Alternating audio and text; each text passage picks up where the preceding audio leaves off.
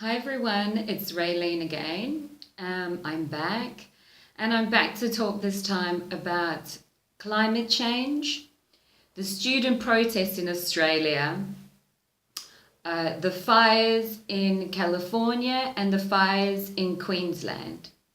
And most importantly, I'm here to speak about oil and gas companies and the current cap and trade system that applies globally. And I felt the need to come out in particular because there's going to be student protests apparently tomorrow on Friday, where school kids are apparently protesting climate change.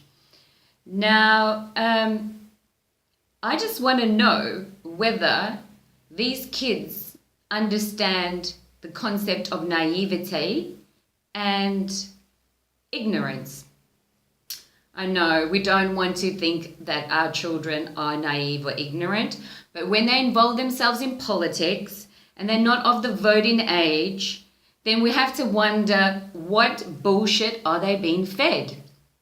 And we know the link between oil and gas and our school children, and that is the BCA, the Business Council of Australia, that sets educational policy. And just recently, like a week or so ago, there was a CEO of Woodside that just came out and said that Australia needs to, they are pushing for a carbon tax because they are so cautious about what the effect has been on the climate. Yeah, what a load of bullshit. They were fighting before that. They were saying that there was going to be a war if we had carbon tax. And now they want to enforce a carbon tax? Why, you ask? Why is there a push? Well, you know why? Because we currently have a global cap and trade. And in particular, a state in America, the Californian state, is the state that has been extremely successful with the cap and trade. And that is that forests and bushlands, yeah, listen up, forests and bushlands, particularly indigenous forests and bushlands, can be used to offset, as a manner of offsetting carbon emissions, so that carbon emitters essentially pay indigenous peoples around the world for their forests and their bushlands offsetting oil and gas carbon emitters. Well, clearly, oil and gas don't want that to continue. And they want to regulate themselves, and they want to pay a carbon tax instead. So now we have this big climate change catastrophe, all these things that are happening in the world. And wow. And now we've got students. We've got students protesting. We've had adults protesting in the UK and wherever, probably all around the world. And what the hell are they fighting for? They're fighting for oil and gas companies to regulate themselves. So when I say that students are naive and ignorant, I mean it. Yep, I mean it. Because when you're protesting, think about what the hell are you protesting for? Who are you protesting for? Whose agenda are you going to benefit? That's what you've got to be asking yourself. And yeah, I agree with Scott Morrison. All you school kids should be at home or at school being schooled about cap and trade. Yes, cap and trade, and how indigenous people benefit from this scheme throughout the world.